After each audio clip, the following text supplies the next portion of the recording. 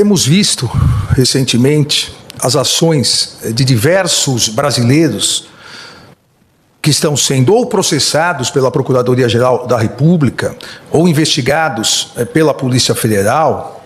Estamos verificando diversas condutas dolosas e conscientes de uma verdadeira organização criminosa que, de forma jamais anteriormente vista em nosso país, age de maneira covarde e traiçoeira, com a finalidade de tentar submeter o funcionamento deste Supremo Tribunal Federal ao crivo de um Estado estrangeiro.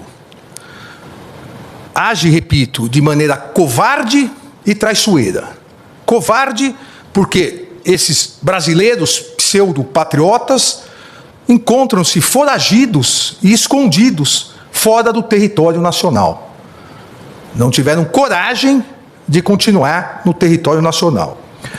E traiçoeira essas condutas porque atuam por meio de atos hostis, mentirosos, derivados de negociações espúrias e criminosas, com a patente finalidade de obstrução à justiça e a clara, flagrante finalidade de coagir essa corte no julgamento da ação penal 2668, ação penal do núcleo crucial da tentativa de golpe de Estado do dia 8 de janeiro.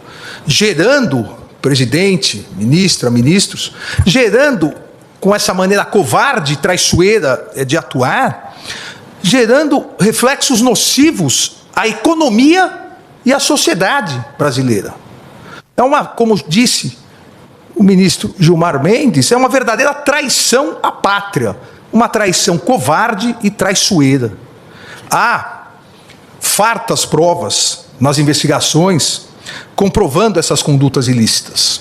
Não só induzimento, instigação e auxílio na tentativa de submeter o funcionamento do Supremo Tribunal Federal ao crivo de um outro Estado, ao Estado estrangeiro, com clara afronta à soberania nacional, mas também fartas provas demonstrando auxílio na negociação espúria, vil, traiçoeira com autoridades estrangeiras para que se pratique atos hostis à economia do Brasil.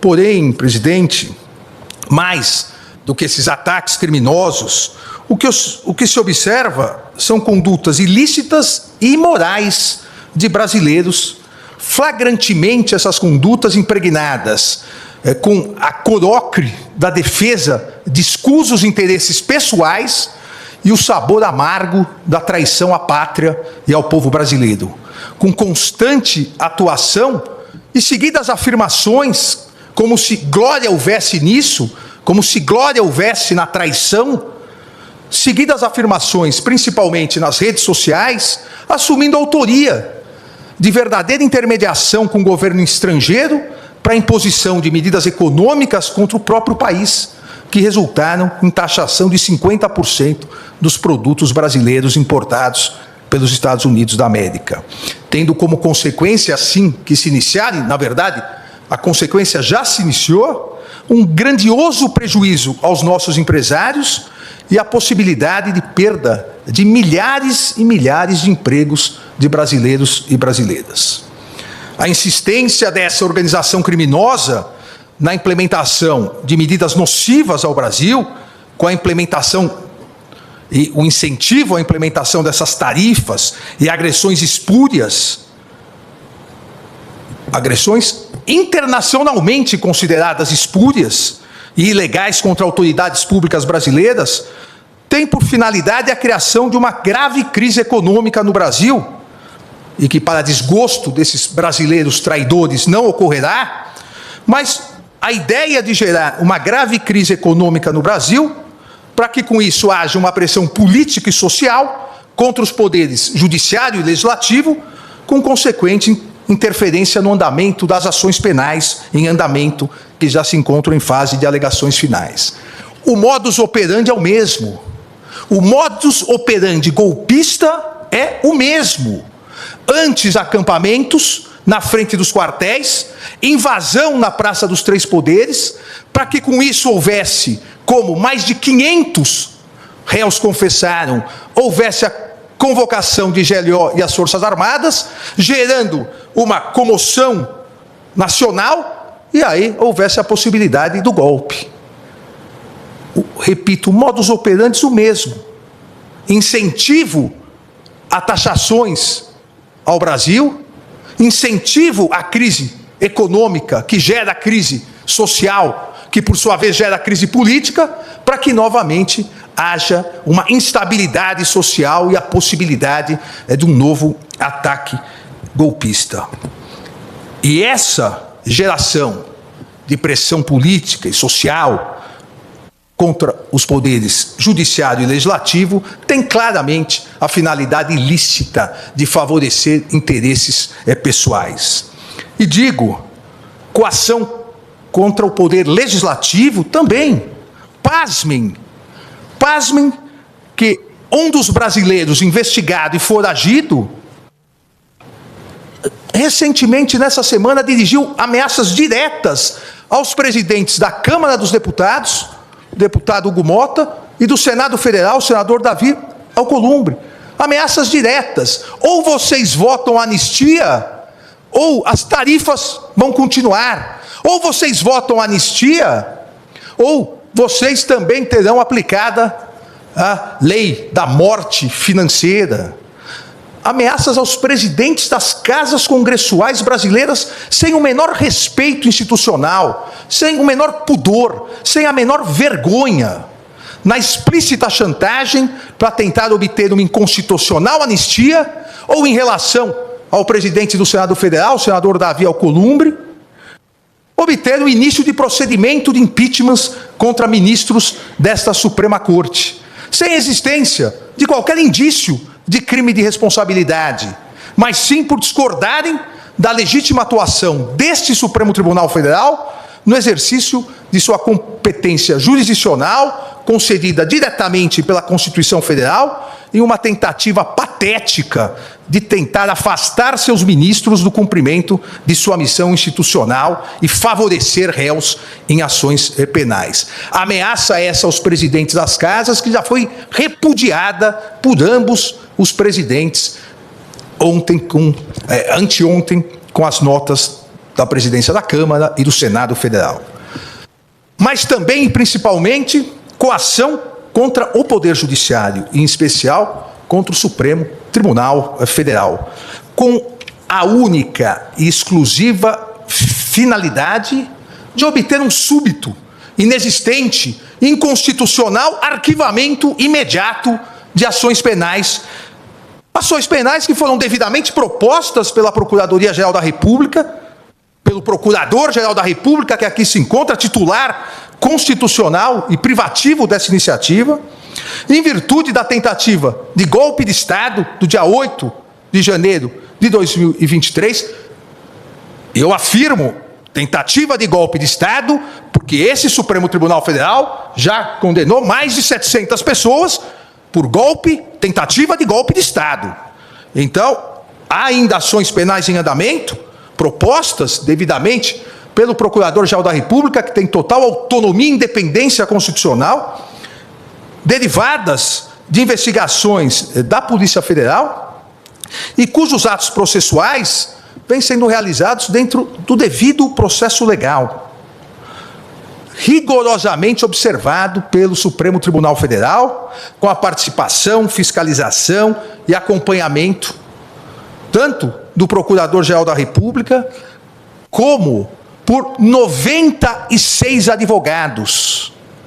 96 advogados estão habilitados nos autos dos 4 núcleos denunciados pelo Procurador-Geral da República, com amplo, total e restrito acesso a todas as provas. Devido ao processo legal, realizado com a oitiva já de 8 testemunhas de acusação e 149 testemunhas de defesa, ministra Carmen. Foram ouvidas 149 testemunhas de defesa em respeito à ampla defesa, em respeito ao contraditório. Foram interrogados os 31 réus desses 4 núcleos, sempre de forma absolutamente pública e transparente, com todos os atos gravados em áudio e vídeo e disponibilizados a toda a imprensa e para toda a sociedade, e ainda todos os interrogatórios transmitidos ao vivo pela TV Justiça e pela mídia em geral. Eu aqui afirmo sem medo de errar, não houve no mundo uma ação penal com tanta transparência e publicidade como essa ação penal. Nenhum país do mundo transmite interrogatórios, oitiva de testemunhas, para toda imprensa e sociedade acompanharem. É o Supremo Tribunal Federal atuando dentro da Constituição, dentro dos princípios republicanos e garantindo o devido processo legal. Não é possível pressões, coações, no sentido de querer obter, repito, entre aspas, um espúrio arquivamento imediato dessas ações penais, sob pena de se prejudicar a economia brasileira, o sustento das pessoas, o trabalho dos brasileiros e das brasileiras. Essas coações, essas tentativas de obstrução à justiça, realizadas por esses brasileiros supostamente patriotas, a favor de interesses estrangeiros, têm, eu repito, uma única finalidade: a finalidade de substituir o devido processo legal, com a ampla participação do Ministério Público, repito, de 96 advogados constituídos, com acompanhamento da mídia, com acompanhamento da sociedade, substituir o devido processo legal, a análise justa e imparcial das denúncias oferecidas, substituir por um tirânico arquivamento para beneficiar determinadas pessoas que se acham acima da Constituição, acima da lei, acima das instituições.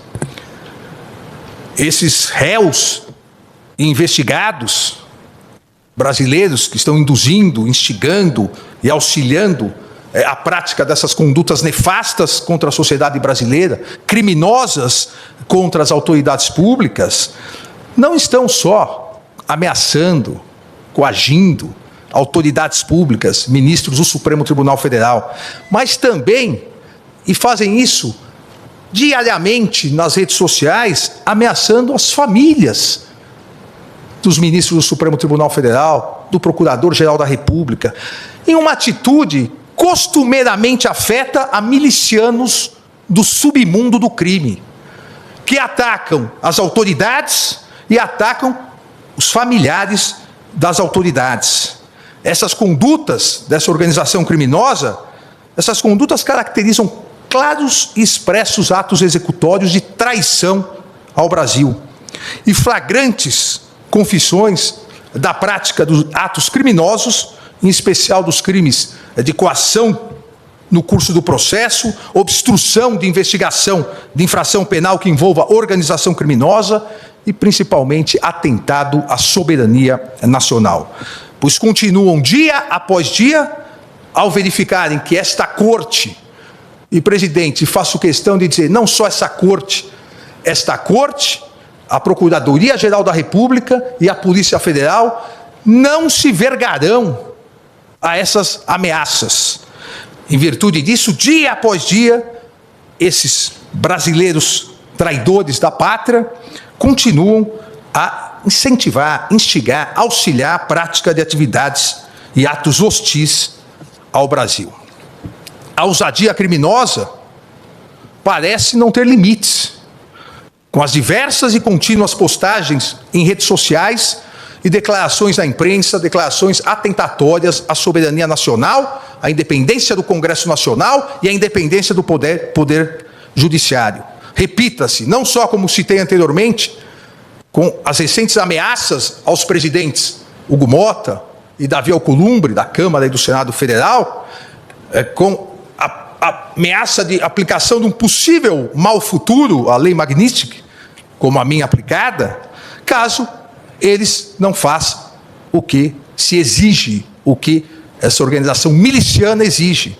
Mas, da mesma forma, essas ameaças covardes, infrutíferas, também continuam sendo dirigidas a membros desta corte. Esta semana, dirigidas ao eminente ministro-presidente Luiz Roberto Barroso, ao nosso decano, o ministro Gilmar Mendes, ao ministro Cristiano Zanin. Mas, mais grave, patético desses traidores, também de viva voz, áudio e vídeo, ameaças às esposas e familiares, citando nominalmente as esposas do ministro Gilmar, do ministro Cristiano Zanin, demonstrando não existir limites para a ousadia e covardia dessa organização criminosa, que será, como bem disse o ministro Gilmar Mendes, será responsabilizada, será integralmente responsabilizada. E na mais característica criminosa dessa verdadeira organização miliciana, ao fazerem as postagens, dizem, ainda há tempo, caso você aceite a torpe coação. Acham que estão lidando com pessoas da laia deles, acham que estão lidando também com milicianos, mas não estão lidando com ministros da Suprema Corte Brasileira. Engana-se essa organização criminosa ao esperar que a permanência e continuidade dessa torpe coação possa, de alguma forma, gerar uma covarde rendição dos poderes constituídos brasileiros. Engana-se essa organização criminosa miliciana e aqueles brasileiros escondidos e foragidos do território nacional, enganam-se em esperar fraqueza institucional ou debilidade democrática.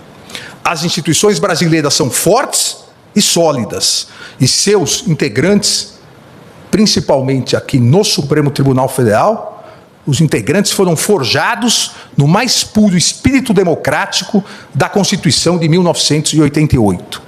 Coragem institucional e defesa à soberania nacional fazem parte do universo republicano desta Suprema Corte, que não aceitará coações, obstruções ou tentativas de novos golpes de Estado, como ocorrido em 8 de janeiro de 2023.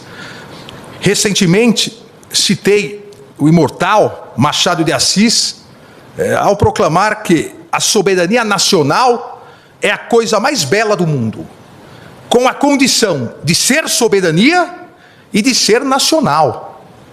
A soberania nacional, digo eu agora, a soberania nacional não pode, não deve e jamais será vilipendiada, negociada ou extorquida, pois é um dos fundamentos da República Federativa do Brasil, expressamente previsto no inciso 1º do artigo 1º da Constituição Federal. O Supremo Tribunal Federal sempre será absolutamente inflexível na defesa da soberania nacional e em seu compromisso com a democracia, os direitos fundamentais e o Estado de Direito. No seu compromisso com a independência do Poder Judiciário e os princípios constitucionais brasileiros.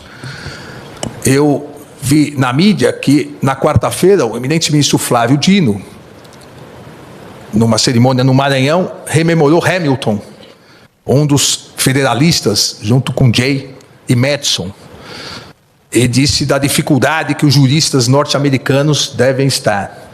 Eu complemento aqui citando Abraham Lincoln, também advogado, Abraham Lincoln, 16º presidente dos Estados Unidos, responsável pela manutenção da União dos Estados Unidos e pela proclamação da emancipação, que afirmava: os princípios mais importantes podem e devem ser inflexíveis. A independência judicial é um desses princípios que não só pode, não só deve, mas também será inflexível e defendido por esse Supremo Tribunal Federal. A independência judicial, ela não é um direito do magistrado. A independência judicial, ela constitui um direito fundamental dos cidadãos, que têm o direito a uma tutela judicial efetiva, ao processo e julgamento por um tribunal independente e imparcial, pois não se consegue, em lugar nenhum do mundo, não se consegue conceituar um verdadeiro Estado democrático de direito sem a existência de um poder judiciário autônomo para que exerça sua função de guardião da Constituição e das leis. Isso é um princípio inflexível. É um princípio inflexível da Constituição brasileira, a independência do Poder Judiciário em defesa da Constituição brasileira. E a história desse Supremo Tribunal Federal demonstra que jamais faltou e jamais faltará coragem aos seus membros para repudiar as agressões contra os inimigos da soberania nacional, inimigos da democracia e inimigos do Estado de Direito. Um país soberano como o Brasil sempre saberá defender a sua democracia e soberania. E o Poder Judiciário não permitirá qualquer tentativa de submeter o funcionamento do Supremo Tribunal Federal ao crivo de outro Estado, por meio de atos hostis, derivados de negociações espúrias e criminosas de agentes e políticos brasileiros foragidos com o Estado estrangeiro, com patente obstrução à justiça e clara, flagrante finalidade de coagir essa Suprema Corte no julgamento da ação penal 2668, para criar, e esta grande finalidade, para criar verdadeira impunidade penal e impedir a análise pelo Poder Judiciário, repito, por meio do devido processo legal, de uma imputação criminal feita pela Procuradoria-Geral da República. A possibilidade que garante a Constituição de análise da responsabilidade ou não, responsabilidade penal ou não de cada um dos réus, como já feito em 638 ações penais julgadas. E essa ação penal pretende ter um súbito arquivamento. Repito, como já o fizemos em 638 ações penais, julgadas sempre colegiadamente, 370 ações penais julgadas pelo plenário, 268 ações penais julgadas pela primeira turma, onde ainda estão em andamento 204 ações penais. Além, como já disse, dos 551 acordos de não persecução penal celebrados entre a Procuradoria-Geral da República e os réus que reconheceram sua responsabilidade penal. As ações prosseguirão. O rito processual do Supremo Tribunal Federal não se adiantará, não se atrasará.